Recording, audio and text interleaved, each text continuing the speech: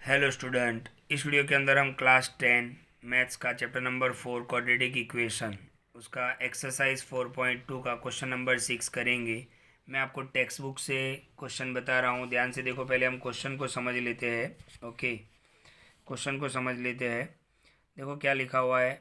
A cottage industry produces a certain number of pottery articles okay in a day.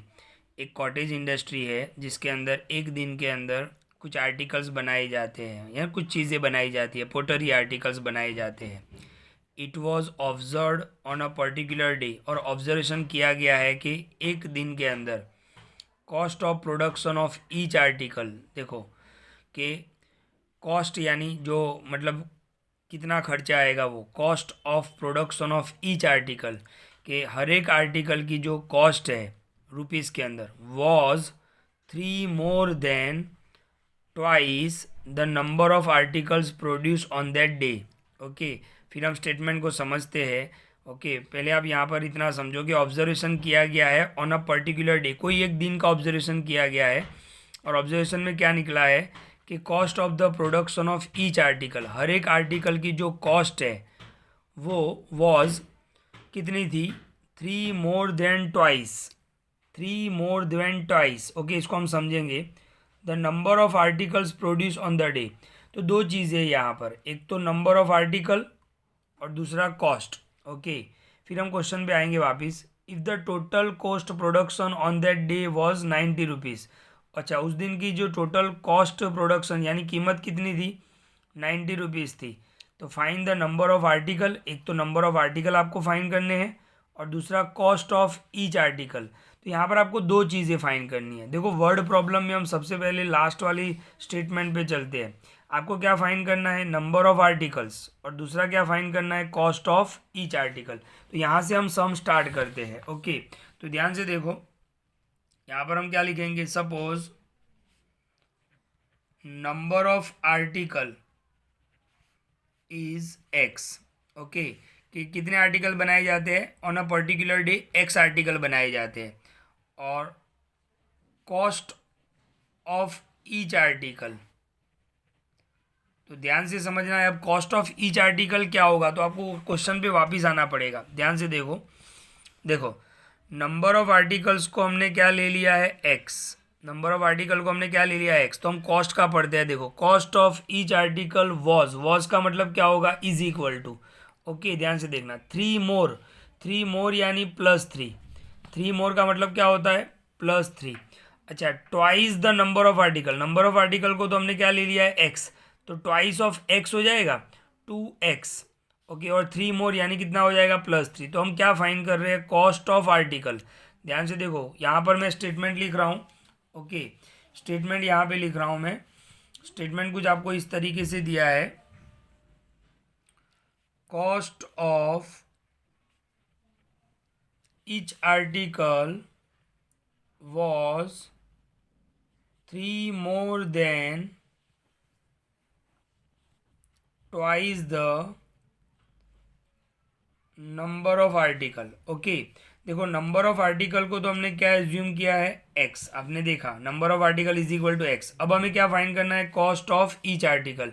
तो cost of each article क्या होगा, देखो twice x, पहले ये ले लो, ट्वाइस एक्स यानी कितना हो जाएगा, 2x, 3 मोर तो +3। ओके, तो इस तरीके से हमें दो चीज़ें एज्यूम करनी पड़ेंगी। नंबर ऑफ आर्टिकल तो हमने वो एक्स ले लिया, और कॉस्ट ऑफ ईच आर्टिकल तो हमने ये बनाया, इस स्टेटमेंट पर से बनाया कि कॉस्ट ऑफ आर्टिकल वॉज का मतलब is equal to twice of x यानी 2x, और 3 मोर यानी +3। अब आपको टोटल प्रोडक्शन दिया हुआ है, देखो कॉस्ट ऑफ प्रोडक्शन कितना दिया हुआ है, 90 रुपीज़। ओके, कॉस्ट कितना दिया हुआ है, 90 रुपीज़ दिया हुआ है। तो कैसे बनेगा, देखो कोई भी चीज़ का कॉस्ट कैसे निकलेगा, कि number of article multiply cost of each article is equal to 90। Okay, आप कोई भी चीज़ लेने जाते हो दुकान के ऊपर, तो आप कैसे पे करते हो, मान लो कि आपने 2 पेंसिल ली हुई है।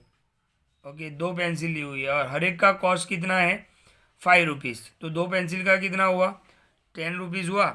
तो इस हिसाब से आप 10 रुपीज़ देते उसको 10 रुपीज़ देते हो, राइट। तो नंबर ऑफ आर्टिकल कितना था, आपका 2 पेंसिल आपने लिया, हर एक पेंसिल का कॉस्ट कितना था 5, तो आपने कितना पे किया 10। इसी तरीके से देखो नंबर ऑफ आर्टिकल और उसका कॉस्ट इज इक्वल टू 90। तो नंबर ऑफ आर्टिकल क्या है, x है, कॉस्ट ऑफ ईच आर्टिकल क्या है 2x plus 3 is equal to 90। तो x इंटू 2x क्या होगा 2x², x इंटू 3x क्या होगा 3x, और प्लस 90 भी ये साइड ले लो माइनस 90। यहाँ से हम डिस्क्रिमिनेंट मेथड लगा सकते हैं, d इज इक्वल चलो a is equal to 2, b is equal to 3, c is equal to minus 90। Okay, आपके पास क्वाड्रेटिक इक्वेशन आ गया। फिर आपके पास कोई भी 3 मेथड है। Okay, so d is equal to b² minus 4ac। b² यानी आप 3² लिखो, 4a की वैल्यू 2 और c की वैल्यू माइनस 90। 3 का स्क्वायर कितना हो जाएगा 9, माइनस माइनस क्या हो जाएगा प्लस, 4 2 ज़ा 8 और 8 9 ज़ा 72 यानी 720।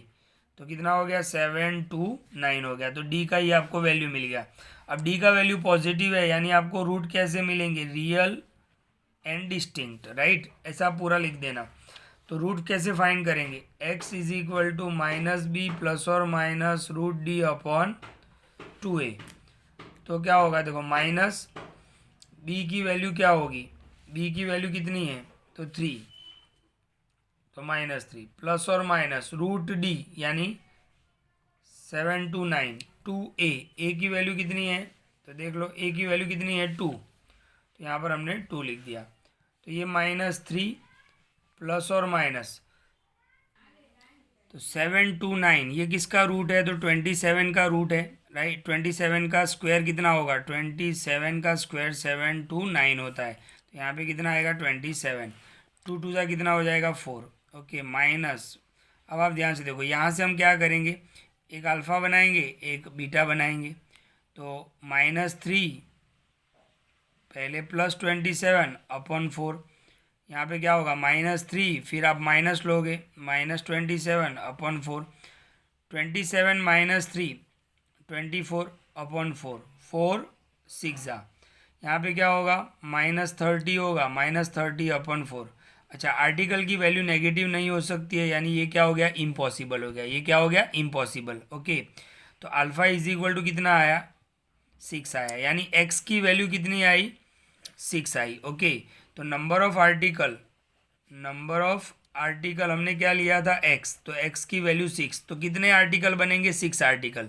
अच्छा, उसका कॉस्ट क्या था, तो कॉस्ट क्या था आप देख लो 2x प्लस 3। ओके, तो 2x प्लस 3, तो x की वैल्यू कितनी आई 6 प्लस 3, तो 6 2 ज़ा 12, 12 प्लस 3 कितना होगा 15। ओके, देखो नंबर ऑफ आर्टिकल कितने हैं 6, यानी 6 आर्टिकल बने हैं और हर एक की कॉस्ट कितनी है 15। तो 15 6 जा, टोटल कॉस्ट कितना हो जाएगा 90 हो जाएगा, 15 6 जा 90, यानी यहाँ पर आपका सम ये राइट है। अच्छा, यहाँ पर ये इम्पॉसिबल होगा, और ये अल्फ़ा की जो वैल्यू आई उसको हमने किसकी वैल्यू बना लिया x की वैल्यू, क्योंकि यहाँ पर हमने एज्यूम x किया है। तो बहुत ही आसान सम है, बिल्कुल ध्यान से देखो, क्वेश्चन समझना है आपको, ये स्टेटमेंट बहुत इंपॉर्टेंट है। तो नंबर ऑफ आर्टिकल हमने क्या ले लिया x, और कॉस्ट ऑफ आर्टिकल कैसे बनाया, ट्वाइस ऑफ x प्लस 3, फिर दोनों का मल्टीप्लाई, और कॉस्ट आपको दिया हुआ है 90, फिर मल्टीप्लाई किया हमने, डिस्क्रिमिनेंट मेथड लगाया, तो यहाँ पर एक आंसर हमें नेगेटिव मिल रहा था, तो उसको हमने क्या बता दिया इम्पॉसिबल।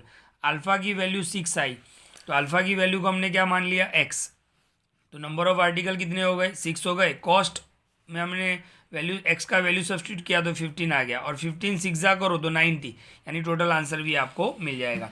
तो ये आपका एक्सरसाइज 4.2 का क्वेश्चन नंबर 6।